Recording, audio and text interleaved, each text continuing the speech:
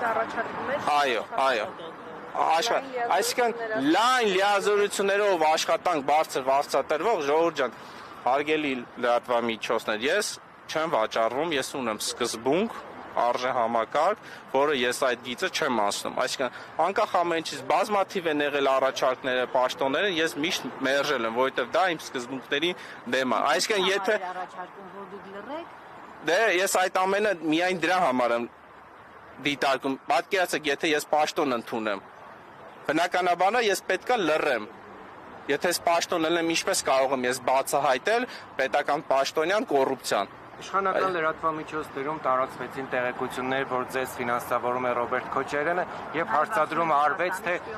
այնուամենայնիվ, եթե դուք չեք աշխատում, որտեղից ձեզ ֆինանսական միջոցներ, այդ թվում եւ ապրելու համար։ Շատ լավ։ Ուրեմն տեսեք, իմ 3 տարվա հանրային գործունեության ընթացքում ես եղել եմ Նիկոլի պրոյեկտ, եղել եմ ադրբեջանական շպիոն, եղել եմ գործակալ, եղել եմ բոլոր ընդդիմադիր դաշտի պրոյեկտը եւ իրանց մարդը, բայց ոչ մի փաստահեն փաստ չի եղել։ Իսկ ինչը վերաբերում է ֆինանսավորման, ինչ անը, այսօր ես ոնց հասկանում եմ, ով ընդդիմադիր հայացքներ ունի, ինքը կամ երկրի դավաճանա, կամ նախկինների հետ կապած է, կամ ռուսի շպիոնը, ֆինանսավորումը։ Այսինքն այսօր ով Նիկոլին չի աջակցում, ուրեմն այդ կարգավիճակում է։ Գործունեությունը ես 3 տարվա իրականացրել եմ իմ անձնական ֆինանսական միջոցներով, այսինքն դա ոչ որևիցե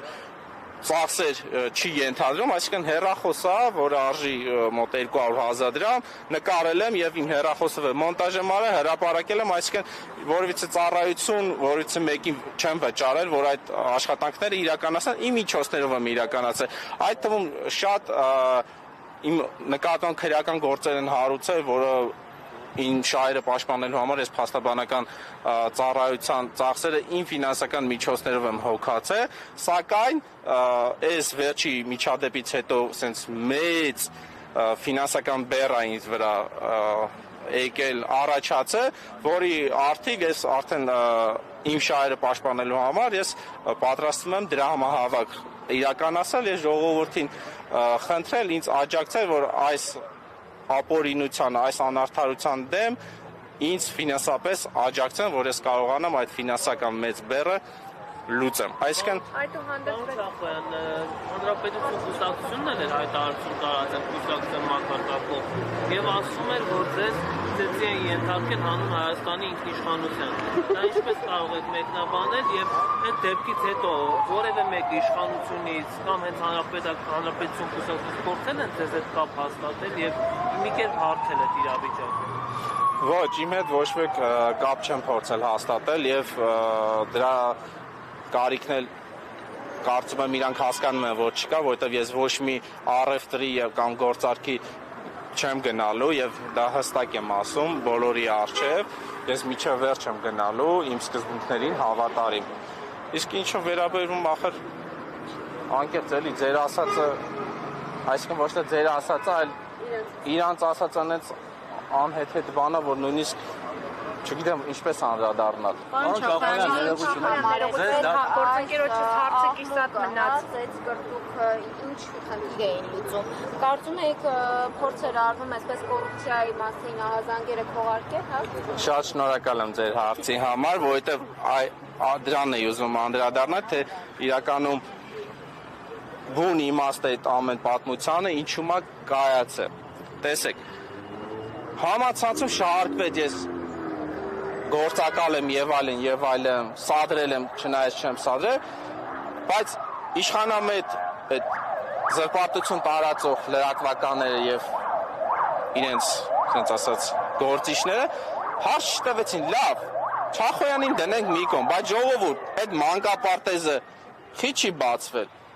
Մանկապարտեզի փողերը ուր, այդ մանկապարտեզը չէ, որ արդեն 2024 թվականին անցած տարին պետք է շահագործման հանձնվել սեպտեմբերից։ Այսինքն